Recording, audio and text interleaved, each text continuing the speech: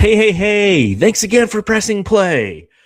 Welcome to another edition of the Suns Jam Session podcast on the BLEAV Podcast Network, brought to you by FanDuel.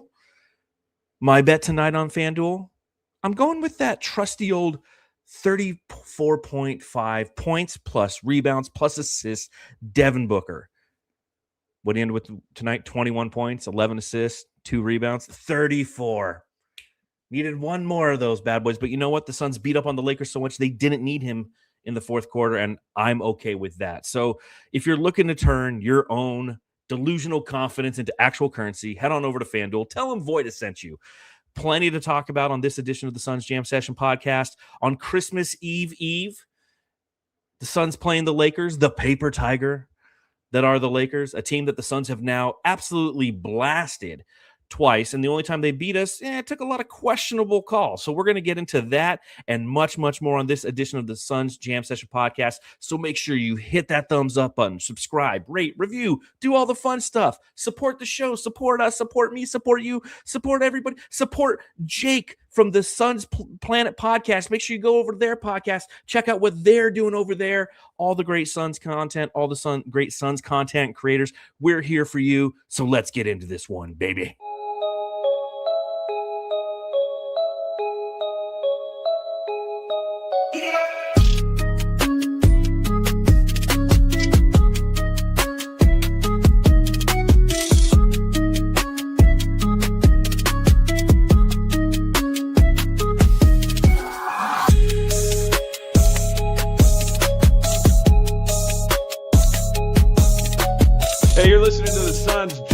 Session podcast, shooting the shit about the Suns since 2019.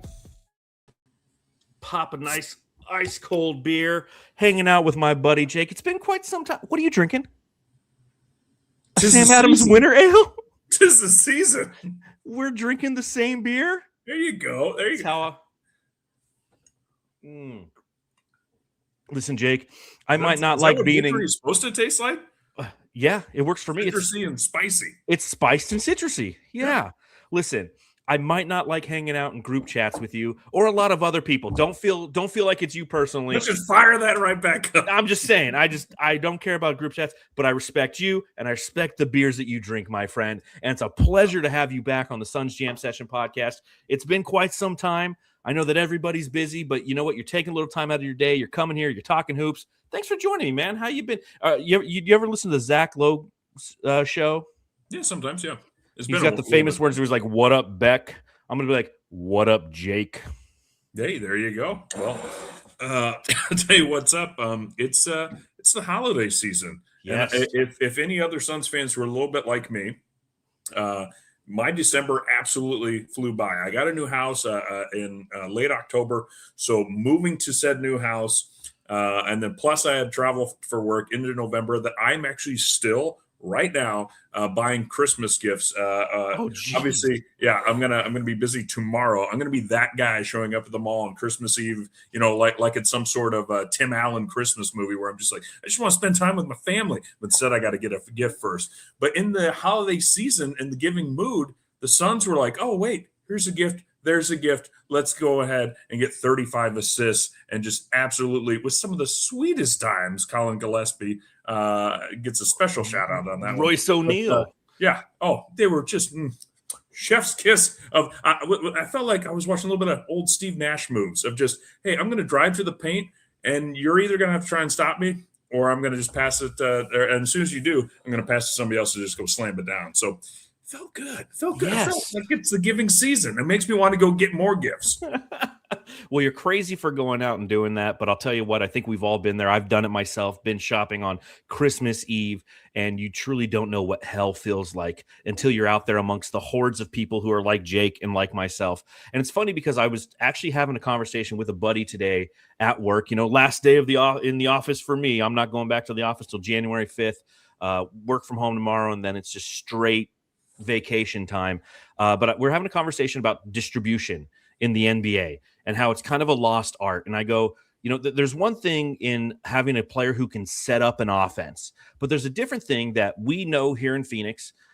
And it's quality distribution. It's making those passes, those keyhole passes, those no lookers, those ones where there's anticipation involved, where you're almost passing to a spot around a guy, and then on the other side, a player steps into it, hits him right in the hands, shoots a ball. And funnily enough, that's what we saw plenty of tonight. We, as you mentioned, Colin Gillespie, Royce O'Neal in transition to Mark Williams running the floor. We saw a lot of really, really quality just play as it pertains to assists in this game. And it's something I definitely want to get into. A reminder to everybody, because I see David Ray in the chat. He's like, where's Matt?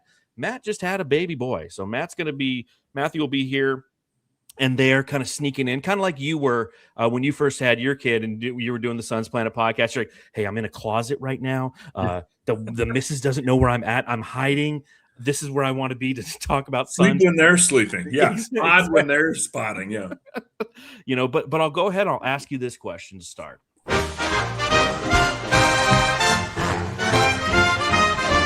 Matthew, I've got to ask. Now, obviously, it's not Matthew. It's Jake. Jake, I got to ask, what are your thoughts on the Los Angeles Lakers this year? Because this is the second time that the Phoenix Suns have beat them out of 3 times. The only time that the Suns didn't kick the shit out of them is the game that happened 2 Sundays ago, where there was a lot of controversy relative to late fouls and should LeBron James be thrown out of the game for choking out officials and things of that nature.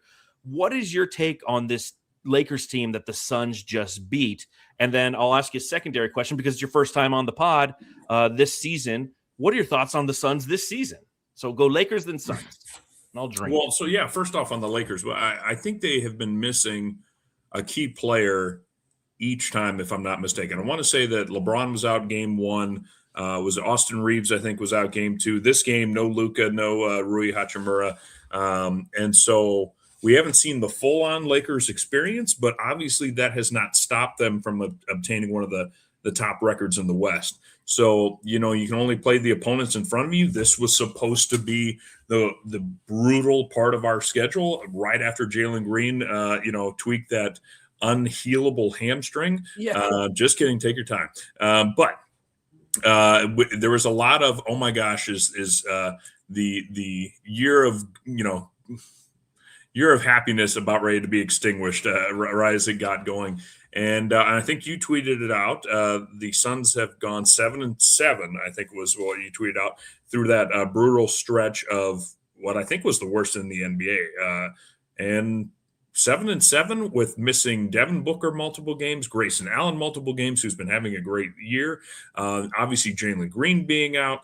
You never quite know with the Mark Williams experience, but he had one heck of a game tonight. So in a roundabout way, yes, the Lakers, there's something about them that I don't fear them as much as I would fear other teams. The Thunder, if we see them in the playoffs. They lost tonight. Yeah, that's right, number 4.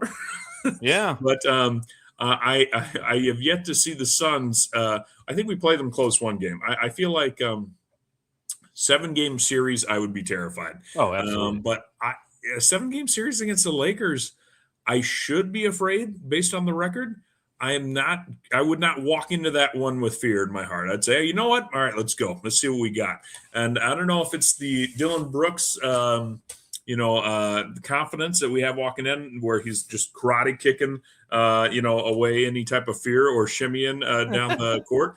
But there's just something about him and this team and the way they're vibing. It reminds me of when Paul and Booker took the Suns to that next level. And you saw the role players having fun, the young players who were trying to be developed having fun, and it seemed like everyone was buying in.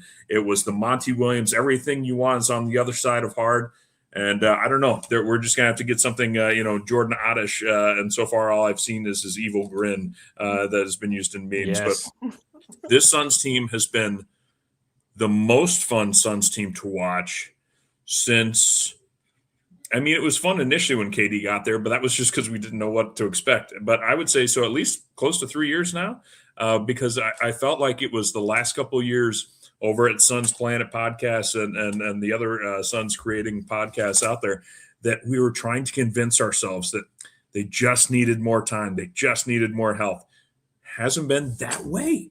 This team just it's the kind of it's the team. It's like your group of friends. Like you think you might be outmatched. People would tell you you'd be outmatched in a bar fight, but then you'd go and knock a bunch of people out and say, I think we can compete with anyone. You get maybe a little false bravado, but I'm here for it. I would rather, have this kind of vibe going in, and we don't get anything for losing. So we might as well just go out there and have some fun. Yeah, I think it's one of the most fun teams or teams that I really connect with in my entire life as a Suns fan. And maybe this is because of experiencing what we experienced over the last 2 years, where watching this team was a chore, where I know that, for those of you who don't know, Suns Planet, you guys go live 9 a.m. Arizona time on Saturday mornings. You do a week recap. Mm-hmm. But I know that even at the back end of last year, you guys were kind of like, can you tell me about that game? Because I didn't feel like watching it, because you didn't feel like watching this team. Whereas, it was the most like feeling of going to the dentist. Yes. When you'd rather be just about anywhere else. And in fact, we actually had he's enjoying his semi-retirement from podcasting in the moment. But Hamo was a longtime contributor on Suns Podcast, and he finally just DM'd the group and said, "Guys, I can't stand to watch this team." He tapped out around Christmas time last year, and honestly, I couldn't blame him. Yeah. No, but you couldn't blame anyone. And trust me, Matthew and I went through the pains last year, night after night, coming on the Suns Jam Session live, doing this, writing articles about the team on Bright Side of the Sun. Whereas this one, as you mentioned, this is a team that you feel this kinship with. Like it's a bar fight every night, and they're going to continue to just come at you. And as you mentioned, this team is now our gift for Christmas, if you will, is the fact that this team has gone through their toughest stretch of the season, the 14-game gauntlet, where 13 of the teams that they played were either above them in the standings or right below them in the Golden State Warriors. The only team that they played over the last 14 games, which goes all the way back to Thanksgiving, is the Sacramento Kings. It's the only team that sucked. Every other team. Now, we're still going to have nights throughout the season. Oh, you got OKC tonight. Oh, you got San Antonio. Oh, you're playing the Lakers again. But you're not going to get them back to back to back to back. Like we have the Pelicans twice this upcoming weekend. We got Washington on the schedule. And then it's like OKC. And then it's like the Kings. So the fact that they survived by going 500, they're 16-13 thus far this season is something to be ecstatic about as we enter Christmas. Now, we all know that there's a long season ahead of us, but when you take a look at the standings and you take a look at a team like the Lakers, and I was doing some research on the Lakers because I was writing the preview for tonight's game. And one of the things that I do for those of you who watch the podcast, or even if you listen to it, I put a graphic up that is the pod art on both YouTube and on the audio feed. And I adjust it game to game from a Suns Jam Session attribute meter standpoint. I adjust the little meters on three-pointers, pace of play, dunks, and defense, in which I use defensive rating. And each bar represents a tenth of the league. So if you're the top team in the league to the third best team in the league, your meter's going to be all the way to 10, right? It's like the old Jam Session meters, attribute meters. When I was doing it for the Lakers, I was actually kind of surprised, because their three-pointers, they're 24th in the league. So they got 3 little bars filled out. The defense, 23rd in the league, 3 little bars filled out. Their pace, 24th in the league, 3 little bars. The only thing that they got a bunch of bars on my graphic is one that doesn't really count for a ton. It's dunks. They're like 6th in the league. So they got 8 bars. So after I did that and I started to research a little bit, I'm like, man, now granted, the Lakers haven't been super healthy throughout the year, but this is kind of a paper tiger team. This is a team that looks in the standings like they're that they're tough to beat, but we're also the type of team, the Phoenix Suns are the type of team that matches well with them. And that's my first bright side topic. Tell me the bright side. Don't know if you know this, Jake, but now we go, tell me the good things about the game. Tell me about the bad things of the game. Subreddit stakeout, fucking Jamstar, a little more structure to it. But that's my first bright side topic, is the fact that the Phoenix Suns just are a nightmare matchup for the Lakers because we possess the youth. Like, remember last year when we would play teams like the Rockets or like OKC or like even San Antonio, and they would beat us because they would just run us off the floor because they wouldn't stop. They were relentless. The Suns are like a T-100 Terminator, and the Lakers are Sarah Connor. right? I'm going T1 here. I'm not doing T2. I didn't Right, do there you go. T1000 Yeah, I to was John gonna say, Connor. yeah. You know, but that's what they are. Is they're just not going to stop. This wave after wave of every guy who comes in off the bench, Jamari Bouyea, Colin Gillespie, Jordan Goodwin, everybody's coming in and they're trying to, or they're not trying, they're achieving the goal of keeping that effort level up. And when you got old LeBron, Luka's not out there, but older players on this team, you could see the Lakers fatigue in real time, couldn't you?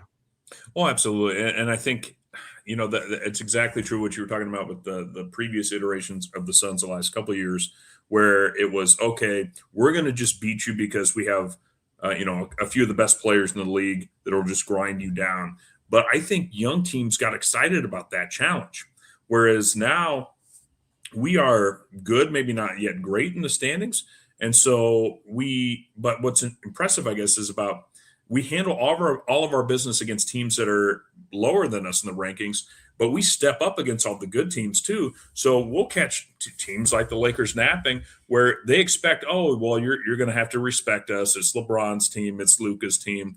No. The Lakers are, I think, the perfect example, as you keep referring to them as the paper tigers, that they're the DeAndre Ayton of the league. A looks good on paper, should be good elsewhere, but as we saw tonight, still fumbles passes that are put right into his pocket.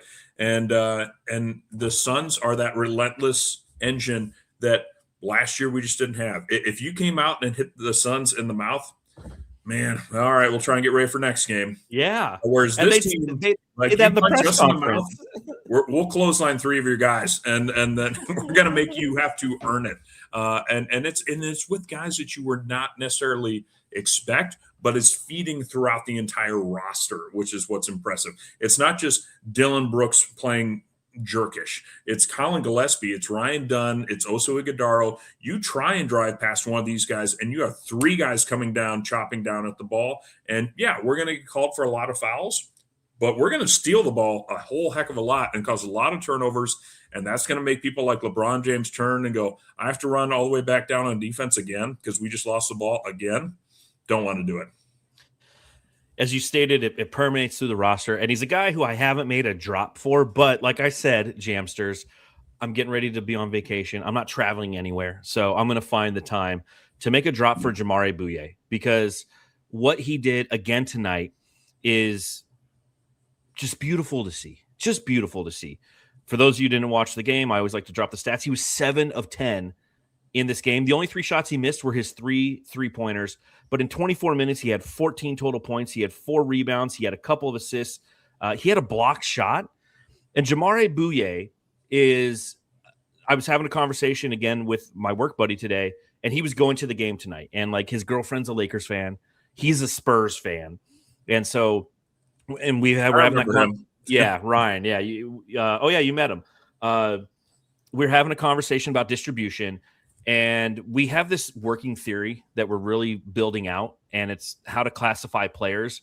And we have like scrub, jag, just a guy, jag plus, them plus, and him. So we have like these different categories, and we're starting to really build like qualifiers, disqualifiers. So when we have conversations, he'd be like, Jamari Bouyea, who is he? And I'm like, oh, dude, he's a jag. He's like, yeah, but isn't he a two-way guy? I go, yeah. He's like, well, two-way guys are scrubs. I'm like, not this one, man. I'm like, watch him tonight, dude. He's quick. He's got the ball on the screen. He's navigating pick and rolls. He's connecting off the dribble shots and just creating his own offense. He did all of that tonight. And I go, it's funny, Ryan. We got him from the Austin Spurs, right? He was a G League guy with their organization, wasn't signed to a two-way contract. We brought him to Phoenix. So in the chat, I see who had that question. Tell me the bright side. I sing my own drops all day long. Oh, about how Bouyea fell to us? Yeah, how did Bouyea? And I was just going to mention on Sun's Planet podcast, I just refuse to acknowledge him by his actual name. To me, it's Bouyea. Every time he makes a shot, and they're like, Jamari Bouyea. And I'm like, Booyah. I think of Tim Meadows in the, oh, God, what's that? Adam Sandler. The Ladies' Man? Oh, no. Adam Sandler and the movie where him and his buddies all get together because they played like on a basketball team. Yeah. It's like Grown-Ups. Grown-Ups, yeah. That's where the drop will come from. And Tim Meadows, yeah. And well, I forget. Booyah. Booyah. Yeah. Tim Meadows throws that in there. And so I was like, oh, that's every time I see him, I just think of that. Just like, who's this guy? I don't know. Booyah. He's been absolutely fantastic. What other things did you happen to see in this game that got you a little excited, Jake? Well, to me, yeah, like I mentioned at the beginning, the passing, the assist game, Booker and Gillespie orchestrating and just finding where the ball needs to go. And especially in comparison to the Lakers, it was night and day difference. It was Lakers, I'm going to try and force a shot with a good player. Suns, it looked like, remember when we were talking about like they're so perfectly illustrating what we were trying to articulate last year and the year prior. Run an offensive play. Yes. You will find somebody open. It'll be an open corner three. It'll be an open, like, hey, little floater from Oso. It'll be an open dunk. And it seems like people are actually moving as opposed to the last 3 years. It's like KD drive into the teeth of the defense, take a shot. You're really good. It'll probably still go in. Or you can kick it out and we'll force something. But everybody else is out of rhythm because of it, because they're sitting there watching him do it. And that's the difference with this team is everybody's moving, everybody's cutting, because everybody has an opportunity to get the ball. And I was actually speaking with AM 1060 radio locally. I go on every Wednesday or Thursday. Typically, I'll go on and just have a 15-minute conversation on the radio. And that's what I was talking about today. I go, this team is like the San Francisco Giants in the mid 2000 to 2010s, the teams that won championships, because they weren't teams that were developed around superstars. They were teams that were developed about timely hitting, but defense and pitching and team baseball. Get them on, get them over, get them in. Whereas the radio host, Rooster, he's from New York. He's a Mets fan. I go, the Mets are a team that's predicated on Juan Soto hitting dingers. And if he doesn't hit dingers, you're fucked. And I go, that's the difference. Last year, we were trying to hit dingers, and the whole team wasn't engaged. This team is engaged. So there's one guy I have a question about for you because I want to get your pulse on this, because as I write things for Brightside, as I hear from the community, as I interact on Twitter, a lot of people want to get rid of this guy, and I'm not there yet. Yeah, bling, bling, bling. Rolls, Royce, yeah, nigga, Rolls, Royce. Now, this isn't one of those nights where you can sit there and do a victory lap because he had a good game, because he doesn't have good games or great games all the time. But he was 4 or 5 from the field, all those being from beyond the arc, had 12 points, had 3 total rebounds, had 3 assists, 1 steal, a quality game by Royce O'Neal. But I'll ask you that question. What are your thoughts on him? Because he's in every mock trade right now, which makes sense because he makes $10 million and he's a connector. If you take him plus Nick Richards, you get whatever. What are your thoughts on Royce O'Neal on this team? Big Meal O'Neal. He's still as streaky as he's ever been from shooting, but on the shooting side of things. But I think because, as you already touched on, all the players are more engaged because everyone's a threat. I feel like in the last couple of years, if the ball got kicked out to somebody and they took a shot and they had them for 3, 4, 5 minutes, we were nervous about them taking a shot, regardless of who it was. Now we have guys named Bouyea that just run onto the court and they're like, oh, deep three, boom. And I'm like, it's probably going in.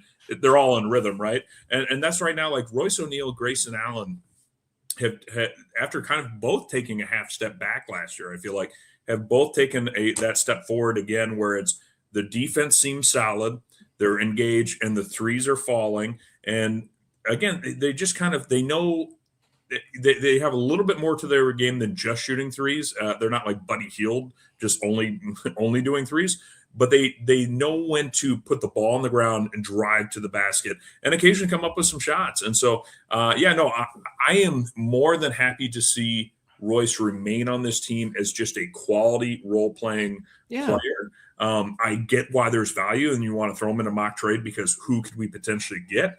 But I will have, zero disappointment if Royce O'Neal, the big meal O'Neal, is still on this team to ride out this year. And I feel like it's good for all the players. Like, you're seeing a guy that's like, he's going to make some good money in this league.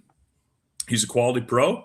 Like, if he's taking care of his business, like, you're not seeing anyone slacking on this team. So it's a good role model. It's a good locker room guy, all that. And so he plays on both ends of the court too. I mean, bingo. I see a lot of people say that he's a net negative, and there's games where that appears to be true, where his three balls off, where his defense might be lackluster at times, where he's not making the right reads. A couple games ago, I was having a problem with him in transition and where he was passing the ball, because I feel like he was just negating or ignoring the other side of the court where weak side shooters were open in transition. He could have hit, there's Colin Gillespie standing in the corner and he's like throwing to the other side and turning the ball over. So, but he's a role player. Yeah. He's a $10 million a year role player. That we often play at the power forward position, which I know we had a big talk on Suns Planet about this, about how the traditional power forward has kind of, been phased away.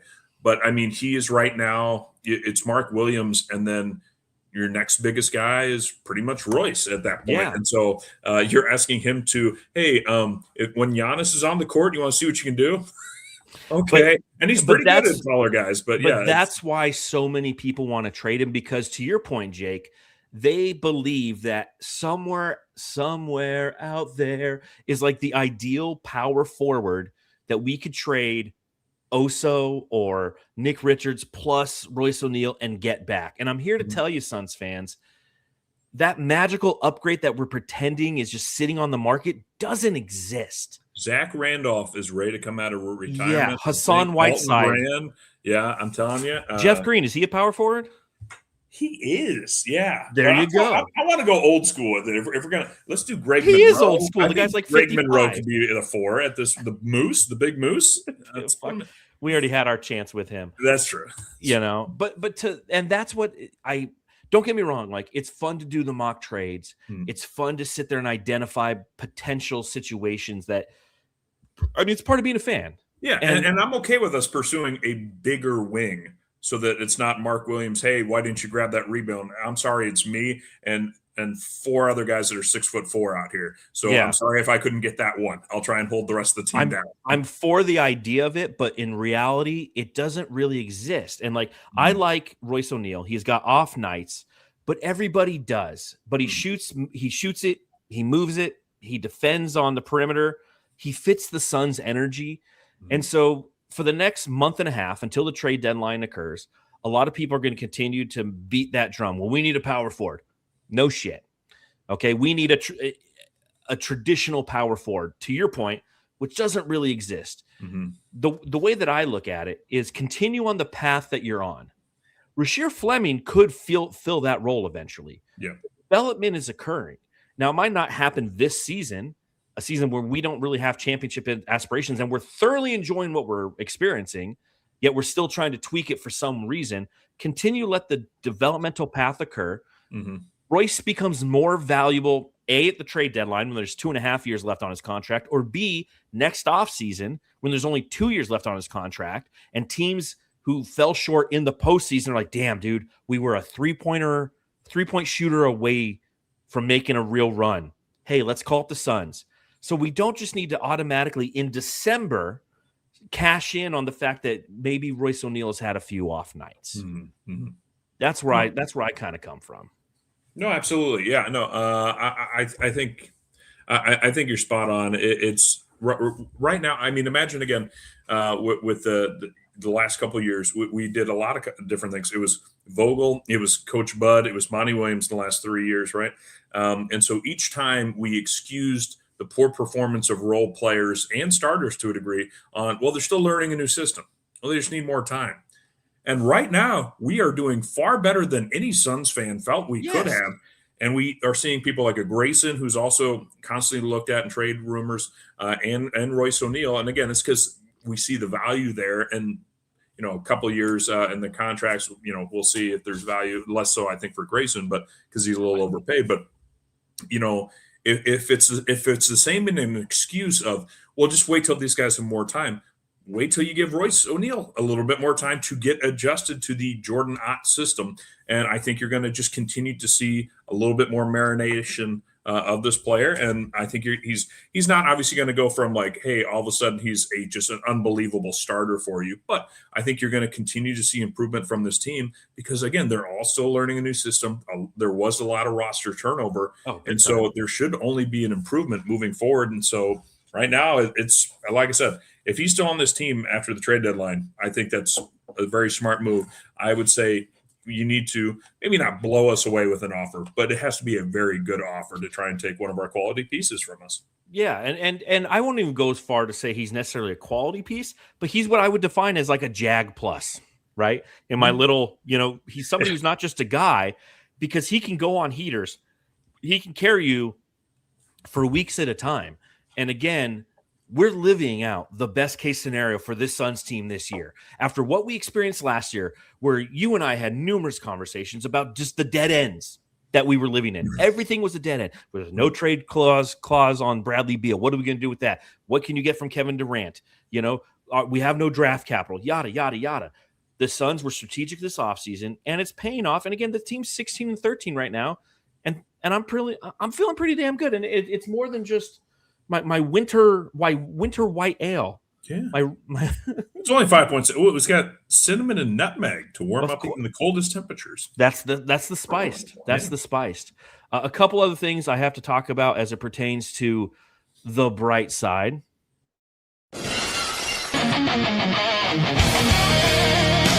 Dillon, the villain.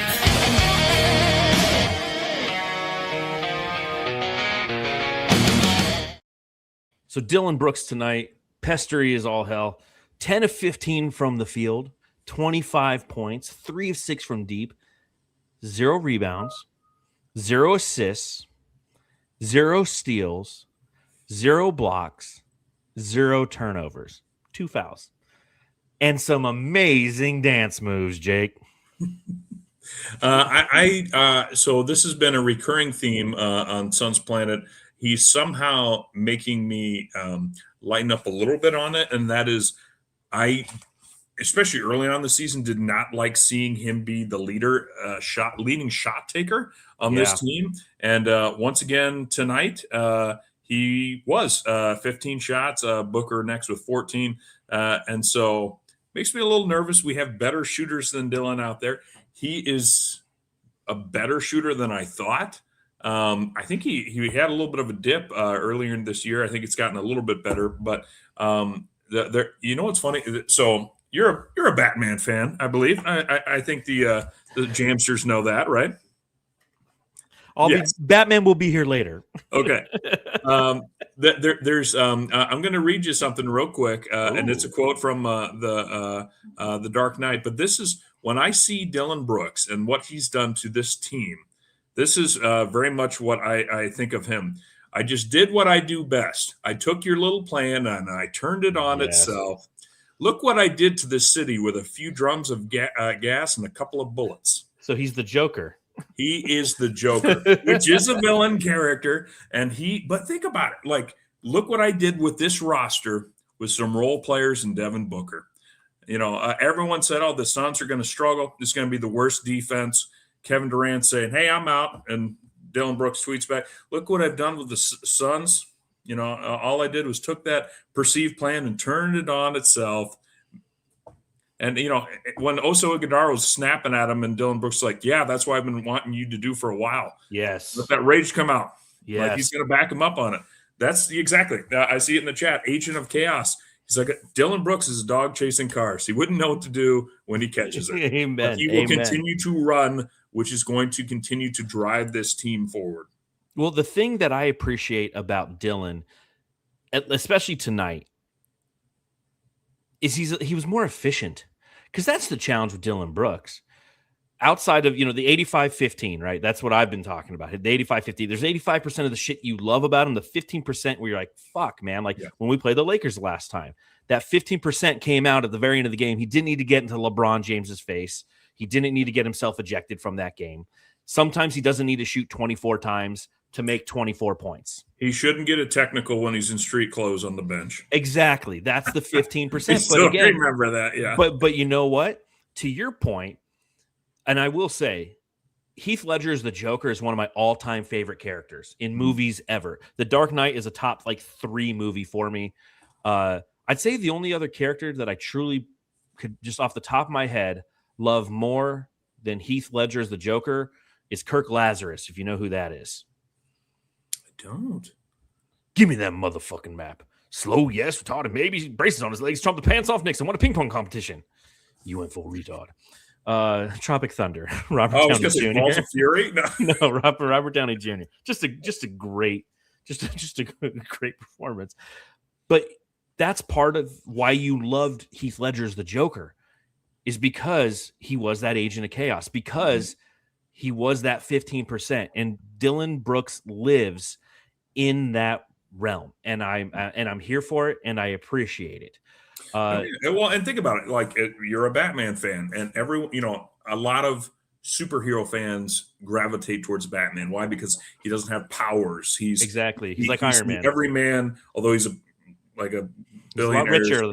Yeah, exactly. But still, it's his ingenuity. But no, I could totally see Dillon Brooks being that guy that he's pointing to Bradley Beal and Kevin Durant and going, I know the squealers and he's gonna make them squeal, and the talkers. He's pointing to them in the Dark Knight, I know which ones are going to talk. Yep. And he points to Kevin Durant. I know which ones are soft, Bradley Beal. And Dillon Brooks is, he knows how to, as it says in the chat, send a message. Yes, sir. Yes, sir. Well, let's talk about some things that didn't go right. The burn book. The Suns Jam session. Burn book. The Suns Jam session. Burn book. I don't have a ton of things in this one. When the Suns win 132-108, you don't. But there is some news that has happened between the last time that we potted, and that is Jalen Green. Jalen Green. Green, green, green, green. Green, green, green, green. Green, green, green. So Jalen Green, 2 to 3 more weeks until his next reevaluation. The original injury that happened on November 9th, he was scheduled to be reevaluated in 4 to 6 weeks. The reevaluation occurred at 6 weeks and 2 days, and we have to wait 2 to 3 more weeks until we know when he could be potentially back. What are your thoughts on Jalen Green and this unfortunate news? This news that really is what I would deem as frustrating. So in my elite playing career through high school, I can say that I have sprained both my ankles, one pretty severely. I have had shoulder sprains. I've had, I've tweaked my knees. I've never had a hamstring injury, and I don't exactly know what, obviously, I know it's a very different part of the muscle, but every time when I kept reading this news and thinking of how, it was 6 to 8 weeks, but then they'll reevaluate. And the reevaluation after 8 weeks is, 2 to 3 more weeks. I think of it like Vince McMahon when he blew out his quads when he was trying to enter the wrestling wing, and he just sat down. He's like, no, guys, I can't keep going with the show. His legs were just not there for him. And so I don't know if it's that is what's going on. I mean, obviously, I know he's trying to ramp up, so he's moving all right. But I don't know. I'm almost curious. I would love to talk to a medical professional that could be we can tell when it's still not 100%, and if it's just a little too tight and therefore more prone to injury again. So I the nerd in me is curious about learning about the injury. Do I think they're right to take it slow? Absolutely. Yeah. The very short, 5 quarters we saw from him were great. And him not having to carry the offensive load like he had to in Houston, I think is going to benefit him. But I do need to see more than 5 quarters. I think over on Suns Planet, we were discussing it. We kind of were predicting that, probably not on this road trip and maybe coming back in, I think, that Kings game in early January. Yep. It sounds like it'll be a little bit longer at this point, but we thought it'd probably be better to have him back at home instead of trying to travel and warm it up in a cold city. I mean, obviously, I know the arenas are climate controlled too, but you just never know what's going on when you're walking into the arena and everything. Kind of, the tension and everything. So I get it. It's frustrating, but I guess the good news is there's just not a history with it like there was with Bradley Beal, which I'll be honest, I never quite soured as much on Bradley Beal as I know a lot of Suns fans and a lot of the Suns podcasting guys did. I feel bad for the guy though. Showing up in LA, he's got his money. He's so happy just to sit back now at this point. And the Clippers are like, look, we got Bradley Beal on a steal. And then he's like, I'm out for the year now. Yeah. And I don't have that fear or feeling at all with Jalen Green. He shows up to the game. He looks like he wants to be a part of this team. When he's ready, when that hamstring's ready to go, I want him to not injure it again right away. So I'm totally fine with him taking time. The anticipation, like a child anticipating gifts on Christmas Eve, it's starting to get me. It's going to be hard to sleep in the next couple of weeks. Yeah, I'll start by saying what I stated earlier in the podcast is we are living out the best case scenario for the Suns right now. Yeah. And I had a whole article that published literally a couple hours before they announced that it was going to be 2 to 3 weeks. But I was talking about essentially how, man, I'm excited for Jalen Green to come back because Colin Gillespie has been struggling lately. Part of that's because of the competition that they're playing, but also, there's opposing teams who have film on him now. They're game planning against him, and he's somebody who's been punching above his weight the entire season, as has Jordan Goodwin, is Dillon Brooks. A lot of players, the reason why the Suns are the way they are and sit where they sit is because a lot of guys have been playing above their roles, and it's going to be nice because when Jalen Green returns, they can settle into their roles. It's the same reason when people talk about trading Royce O'Neal, I'm like, hold on, we don't know what this team is yet. When people are talking about trading Nick Richards, I'm like, please trade him. But everything else, I'm just like, we don't know what this team is yet. And so when you hear that news, of course it's a punch in the gut because he's never been injured before. He comes here and he can't fucking play, but like as Suns Fever says in the chat, at least he's not injury prone like Bradley Beal was, as you mentioned. Like Seth Logan Hopkins says in the chat, I trust this medical staff. Great job with Mark Williams so far. And he's young. And if the Suns can afford to take more time with him, by all means do it. Because the biggest challenge with hamstring injuries isn't the initial injury. It's the threat of re-aggravation. And you have to be 100% sure. And I'm kind of with you. I'm like, I want to know how they determine that. I want to know if this injury was a lot more severe than we initially were being told. And time will all tell how that plays out. My guess is, again, the fact that we've made it through this gauntlet 500, we're entering some opportunities to play against some pretty subpar teams. Who knows? Maybe it'll be Brightside night. Dave King's Brightside Night, January 27th. Follow the link in the chat if you haven't donated already. We're currently running the silent auctions for some really cool Suns memorabilia. You bid on those items. All proceeds go to Dave King's Brightside Night. But maybe it's January 27th against the Nets when he finally comes back. And who knows where we'll be at. Fun fact, not a fun fact, but a fact. January 27th, 2-year anniversary of Dave King passing away. It just happened to work out that that's when Dave King's Brightside Night's going to be this year.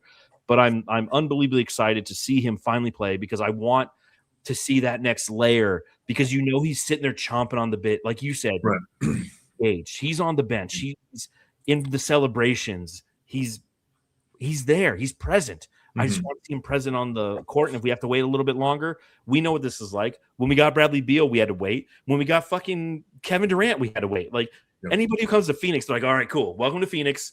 Let's make the fan base wait for 3 months.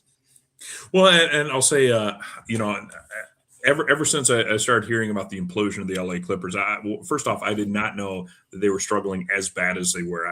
Dude, they're fucking horse shit. No, exactly. Right. Like, although they just beat the Lakers. I thought, oh my gosh, if they could stay healthy, which they have never been able to do, they could be very good. And they have not been. But then I started reading the articles about the Chris Paul saga there.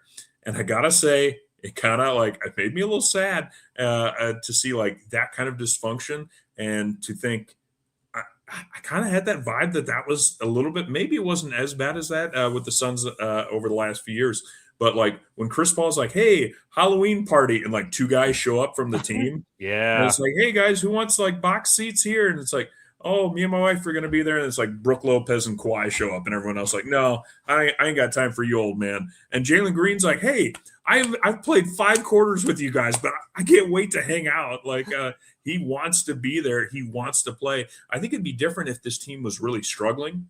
Like I think the vibe obviously would be way off and be like, hey, you know what? He's going to be out for a little bit longer. We're going to take it slow because we don't need to rush him back. This season's just not going the way we hoped. This is more like, hey, let's see how good we could be when you can get back, and we want you back for as much time as we can get for the whole rest of the year. So we will take a little extra time to make sure we get it right. So 100%. no, It's the right path. It's frustrating, but it is the right path. Exactly. All right, let's see what Batman's up to. The Suns Jam Session subreddit stakeout.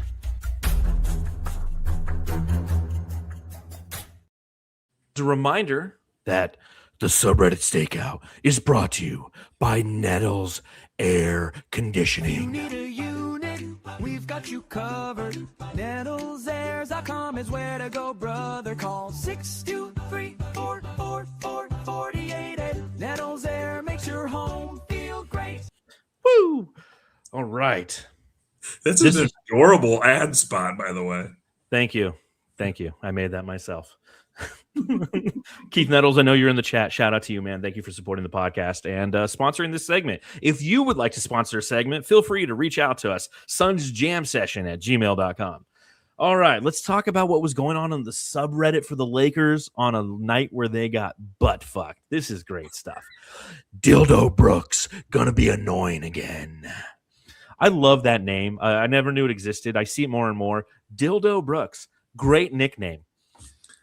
It kind of has that, that I think you said at the very, very beginning of like the as we were entering the show, and it was like, let's go check out who's getting ass blasted. I started doing the Always Sunny in Philadelphia. Yeah. Who was supposed to vote for it? This guy who's blasting my ass, or the other guy who's doing the ass blasting? A lot of good old fashioned ass blasting tonight.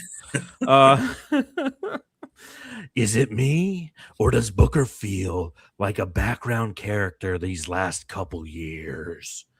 And I can see that because Booker, I mean, obviously with Beal and Kevin Durant, and the way that we define Devin Booker right now is he's them, right? He's not a them plus, he's them. He's a guy who's an occasional all-star. He's kind of the primary guy on the team, definitely a starter, and he's been a him.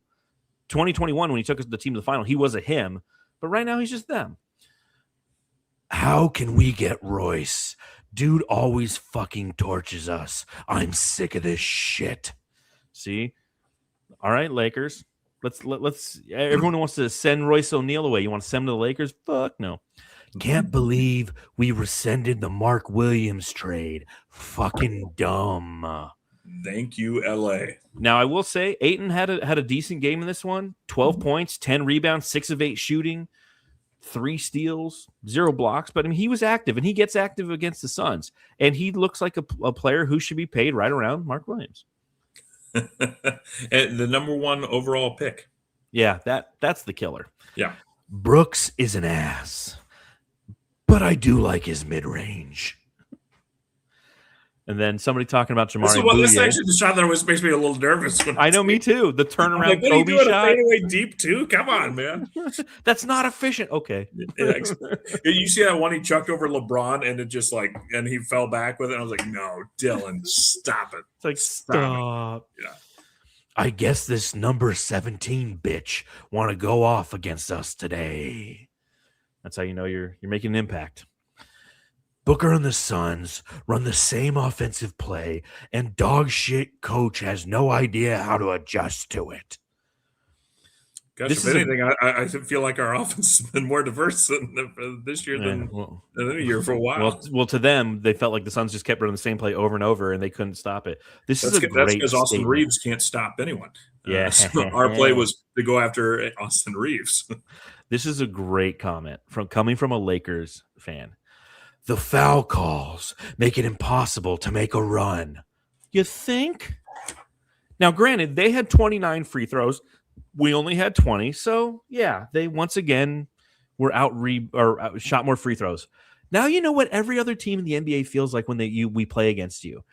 You make the game choppy and ugly, and we can't put a run together when it's constantly choppy and ugly. That's why everybody fucking hates you. I got into so many Twitter wars after that Lakers game where Lakers fans were coming into my feed and getting into it with me, trying to justify their win. Like, well, Devin Booker had 10 free throws in the fourth quarter. I'm like, yeah, you guys had fucking 43. They're like, yeah, but you have 0 championships. I'm like, oh, okay. There's 0 championships. That's what we're doing here. Okay. How many more comments? I noticed there's very few Lakers fans in here tonight, by the way. Yeah, they're getting ready for Christmas because they know that they're going to play, I think, Denver, and they're not looking forward to that. Where are they at? Where are these little Laker fans? These guys from that state of California, run by Gavin Newsom. He's a guy that not a lot of fans out there. We got a vigilante. Sorry, continue vigilante man. How about you name a team after yourself? Is that the next thing you're going to do? I'm so great. You have to name things after myself just to tell you how great I am. It's named after Kennedy. Something. It's going to be called the Bombs Away Venezuelan Oil Tankers. It's going to be a real tremendous team. I've always wanted to have my own team. NFL, call me. Mark Williams making Ayton his little bitch. Mark Williams, can we do? So it's my first time on the season, so I've got to do the because Suns Planet. I have the little deal. I'm the founder of the Mark Williams fan club. Not because I was calling for Mark Williams, but this guy is so much fun. He's having. You want me to play his drop? Let's do it. Mark Williams time. Yeah. Mark Williams is a bad man. Yeah.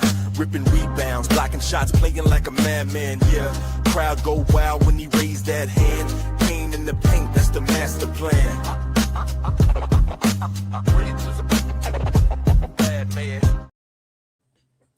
You see, what I like about a Mark Williams is he's like a wall, and you build that wall, and it's very hard to come over that wall. You have control of the paint. It's something that's extremely important.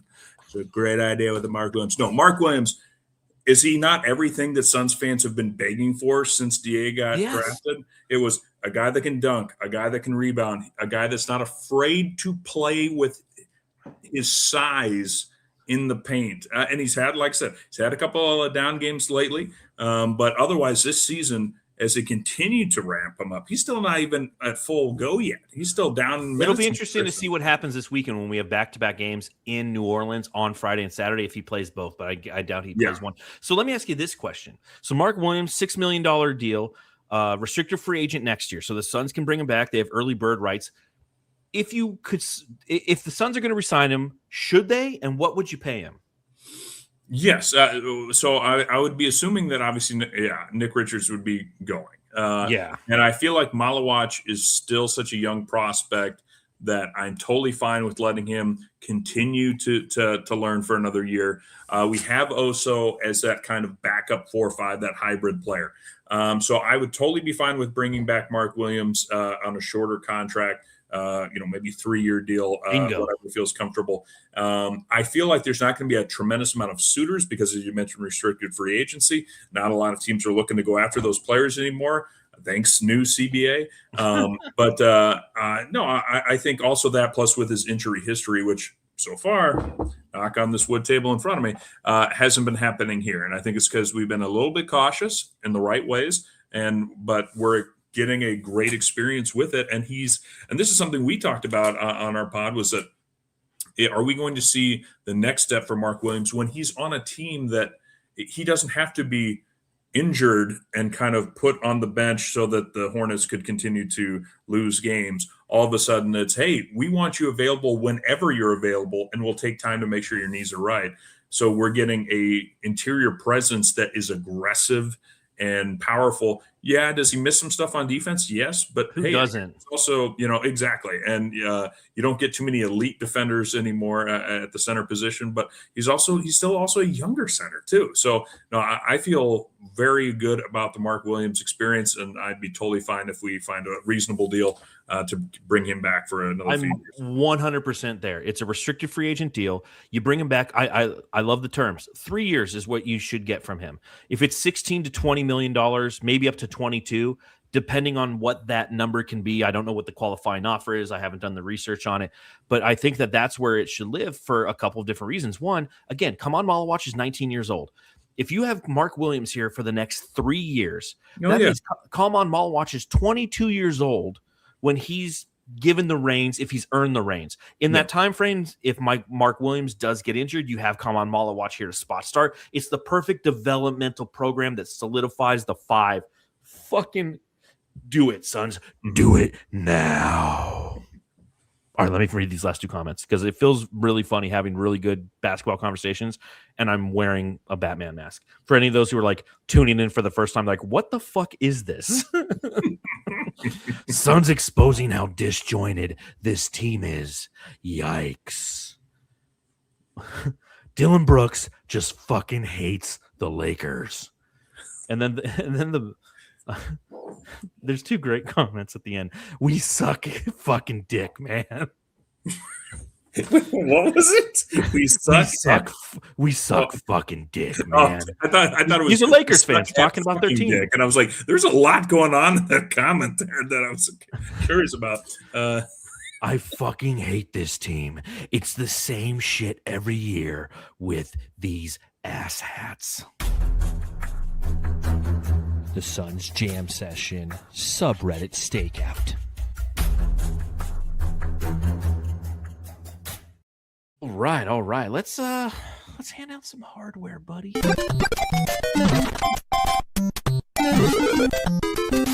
Jam Star of the Game. Subscribe, rate, review, and if you want to sponsor the Jam Star of the Game, well, let me know. I'll take your money and promote you as well. That's the whole point of this thing.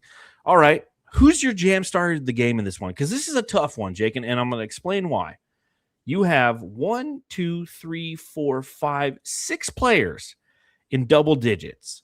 Brooks with 25, Williams with 18 and 9 from Williams, 12 from Royce, 21 from Brooks, 16 from Colin, and 14 from Bouyea. Who are you giving it to? It was kind of like there's just not a lot of burn book to talk about. It's hard to pick one of your favorite Suns at this point. And to me, I don't think there's a lot of wrong answers because there's a lot of right answers. But I'm going to go with Mark Williams because I feel like, hey, you know what? If you're able to do 18 and 9 with a couple of blocks in 21 minutes, it's stuff that we have not had from the center position since I saw the chat talking about since Amari, when Amari was being forced into the center position. Yeah, but Amari was a power forward, and we historically are a team that doesn't have size. Mark West, Hot Rod Williams, Jake Sakalidis. We got a long list of non-Hall of Famers. I think I'm gonna get. I'll say this: Suns scored 45 points in the third quarter. All right, they're most that they've scored in a quarter, which surpasses their quarter, which was the first quarter against the Golden State Warriors this past Saturday, which they lost that game because they only had 43 points in the second and third quarters combined. The guy who scored the most points in that third quarter, Dillon Brooks, 5 of 6 from the field, 2 of 2 from beyond the arc, 12 points. There you go. That's who my Jam Star is. It's that simple for me. Looking forward, up next, the Suns have 2 games, one on Friday, one on Saturday, both against the New Orleans Pelicans, both at the Smoothie Center, against a team in New Orleans that last I checked was 7-22, but they had won their last 4 games. Yeah. A team that's starting to feel themselves a little bit, a team that has Zion back. Herb Jones is playing well. Derek Queen is playing fantastic as a rookie, which is annoying because everybody who's a Suns fan is like, well, why didn't we just draft him? It's like, dude, nature versus nurture, okay? He's in a different environment. Jeremiah Fears, the rookie out of Texas, he's looking decent.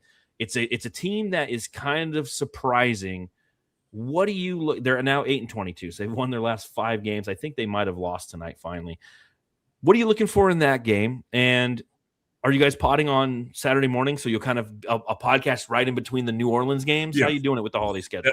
Yeah, we kind of do it strange. So obviously we podcast on Saturday mornings. So the Saturday night games get included on the following week's schedule for us. So we'll be splitting it a little bit. The Pelicans, it's a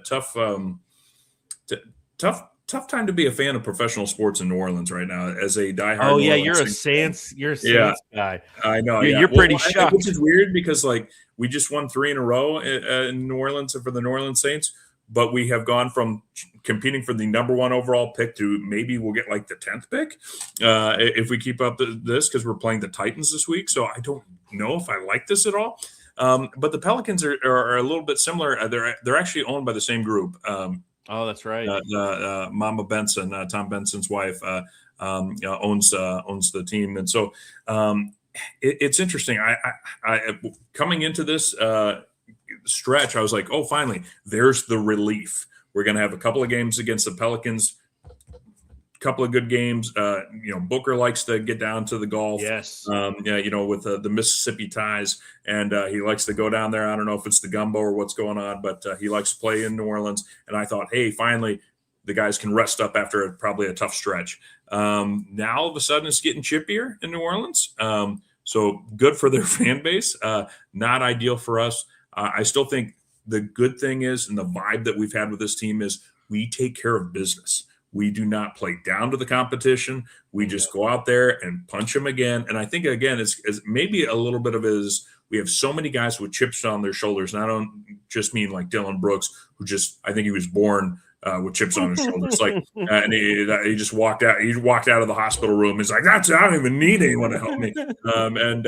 That's Dillon Brooks. But I mean, Conn Gillespie, there's a lot of these I need to prove it players that we hoped were on our team last year. They were not. They are on the team this year, and it's like, hey, I think they might go down having a good time in New Orleans, but I bet you they're going to take care of business. I expect to go 2-0 in the 2 New Orleans games. I hope you're right. I know it's very hard to beat the same team twice, especially on back-to-back nights. It's just tough. It's a weird thing because a few years ago, that's what all the talk was in the NBA, right? We're going to see a lot more of these baseball type series. I'm all for it. Yeah, I never understood. I am too, but we never fucking see them. One in Phoenix and fly that night with the team that just visited you to their stadium, or to their arena. I was like, man, that's got to be messy. Like, brutal. Oh, hey, guys, don't forget to pack your bag. We got to go play these guys. Like, we're going to chase them home to play them. I love the idea that, they could probably fly to New Orleans and have Christmas there, or, Christmas in Phoenix and then fly right out to New Orleans, enjoy a couple days down the bayou. Yeah, why not? Well, but that's what's interesting about this one is both games are in New Orleans. Mm-hmm. And you just don't see it a lot. They talked about it being a thing, but you never see it. And I'd like to see it more. Like, I'm not opposed to it. I feel like this is the first time I remember it in a long time. I feel like the last time it happened, it was like Sacramento last year or the year before, where I was like, oh, okay, 2 back-to-back in Sacramento. And or it was Golden State, and there was a day in between, which is still fine by me. Because, again, you're negating Sacramento the travel. Reminds me of that Joakim Noah deal with Cleveland. Nobody goes for vacation in Cleveland. Well, nobody goes for vacation in Sacramento either. So they do. At least these guys get to have some fun around the holidays. They do go to New Orleans. So, one game at a time. Hopefully, that is a game that the Suns can come out on top. So, looking forward to seeing that one. That's again Friday night. I think that's the one that Gerald Bourguet is going to be on. He's going to be on that one or the next one. I got to reach him. Yeah. Matt, Gerald stopping by. Yeah, Flex stopped by a couple shows ago, just trying to bring in some buddies and talk to them. That's why I was like, I haven't had Jake on in a while with Matthew out with the baby, it's like, I'm going to bring in some of my old friends and talk, so. Lizzie's questionable with baby. Yeah, he's crazy. Yeah, he's questionable with questionable with the baby. But I appreciate you taking 2 to 3 weeks, another reevaluation for Lizzie. Yeah, we got to reevaluate him in 2 to 3 weeks. Like he texted me during the show. He's like, see if the baby's sleeping through the night. Yeah. He texted me during the show. He's like, I should be back after the new year. I'm like, okay, man. Like when? Like March? Take your time, dude. I get it. There's no worries. You know, Yeah, we love you, but gone through it, and it looks like I'll be going through it again. Yeah, there's something that, like, thank you, that all the dads in the chat know. There's something that, like, you hear that you're not going to get much sleep, but what you don't hear too much of is the adrenaline that somehow helps you to function at that 3 a.m., get up and feed, and somehow, like, you're still functioning and able to get to work the next day and pull a full shift. Yeah, it's I can see how Lissy's like, oh yeah, no, I should be good in a couple of weeks. Mm-hmm. You say that because somehow you're like, oh my God, I can function on like 4 hours of sleep. Yeah, at some point you still do need to sleep. Exactly. And again, the fact that, you know, he knows I can hold it down. I can bring great guests like yourself to come on and shoot the shit. That's the advantage of what we do. So to everybody watching, thank you for supporting the podcast. Jake, remind everyone where they can follow you and follow your show. Yeah, follow me at Fallen Founder on Twitter, and you can check us out on the Suns Planet podcast, where we will be at 9 a.m. Phoenix time this Saturday. So check us out then. Every now and then I'll pop in and say something, and then go get a burrito. So we like to be your breakfast routine on Saturday. There was a few weeks ago. It's like I had it on while I was in the shower. I'm like, I feel dirty. Because I have it playing on my phone, like just up in the corner. I wasn't like I wasn't like watching, like reaching behind my scrotum, you know. But like it was like on while I was in the shower because I like to listen to what you guys say, you know. It's good shit. You know, I'm really glad my wife doesn't really watch me podcast anymore because she'd have like a lot of questions about like, so why are all these guys in the shower watching you? And I'm just like, it's a Saturday morning show, sweetheart. Yeah, like, it's exactly. just, you gotta understand. It's convenient. It's scrotum scrubbing everyone time. Catch up on what happened during the week. Oh, they get burritos afterwards. It's really kind of a positive thing. Yeah. On that note, Jamsters, again, appreciate you hanging out. Make sure you subscribe, rate, review, do all that fun stuff. And everyone have a very Merry Christmas, man. And you the same, Jake. Have a very I hope you have fun out there jingling all the way, trying to get all the toys that last gift tomorrow. Godspeed to you. But everyone be safe, happy holidays, and we'll see you on the other side of it. Go home and love your family. That's what this time of year is all about. And have yourself a winter white ale. Which kind of sounds racist.